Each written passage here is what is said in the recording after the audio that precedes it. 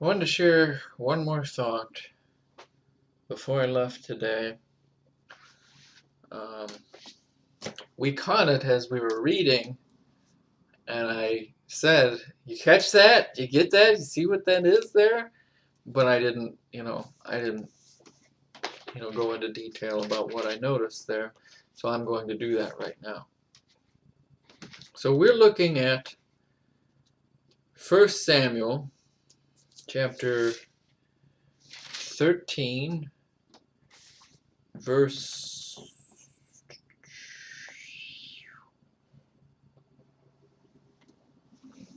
I guess 18. We'll start at 18. I think it's 19 is really the key verse. Okay, 18 of chapter 13 of 1 Samuel. And another company turned the way to Beth Horon, and another company turned to the way of the border that looketh to the valley of Zeboim toward the wilderness.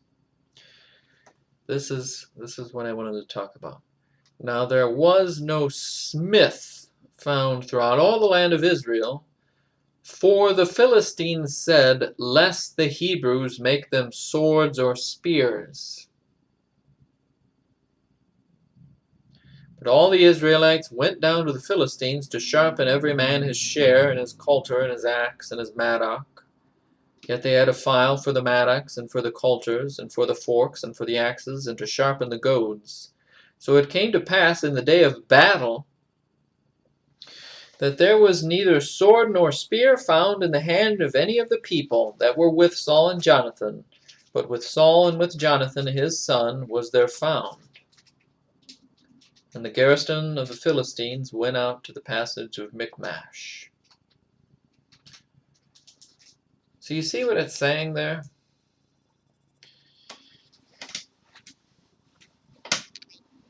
I guess if you want to look at it in military terms, or in a one nation conquering another nation, that makes sense. If you conquer that nation, then you take away. See, notice that.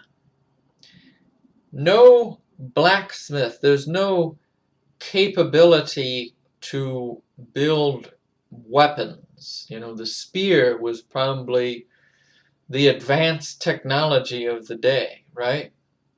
Just a big stick with a sharp end that just. Anyway, I find this interesting that this verse is specifically here, and it's associated with the Philistines.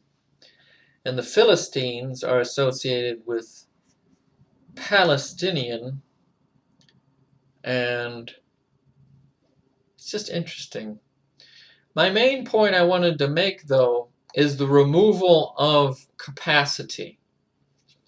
They cripple the Israelites so that they couldn't rebel against them. And it made me think of, initially, when I first read this, it made me think of the Second Amendment. It made me think of gun control.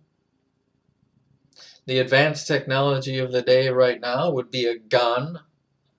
A gun's going to more effectively take out somebody than a baseball bat or a spear, But that's the agenda of the day, is actually right now a lot of our constitutional rights are suspended for the sake of this virus. And so I wonder how bad it's going to get. We're going to get to this point where there's no capability, there's no capacity, In a lot of ways, I think we're already there, or we're imminently approaching that point, to where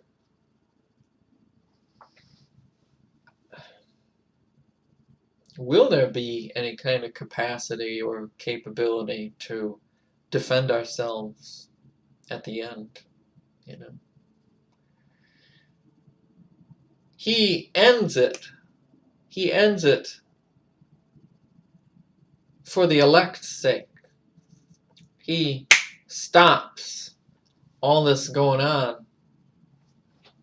Because if he didn't stop it, everyone would get wiped out. Everyone would fall away, I think. Because it's going to be that bad. But this is just one example, you know. This is one example of Satan's tactics. Just taking away blacksmiths. What are they taking away now? What will they take away to cripple us? And who's they? Nobody wants to pursue what they is.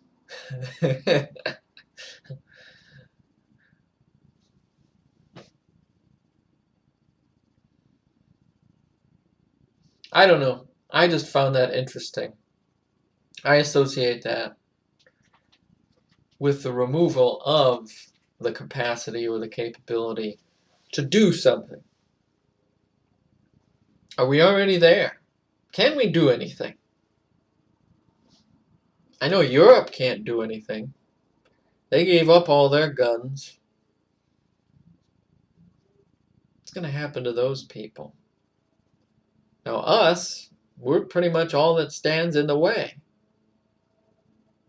And right now there's a lot of battles going on, a lot of legal battles, a lot of constitutional right questions.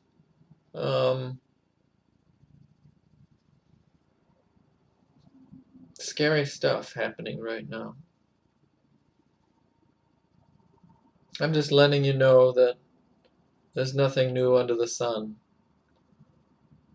If Satan can limit or curtail something, he's going to do it. Are you aware of that? Or do you just call me a conspiracy theorist or a fearmonger? You know, it's all here. Nobody wants to read it, though.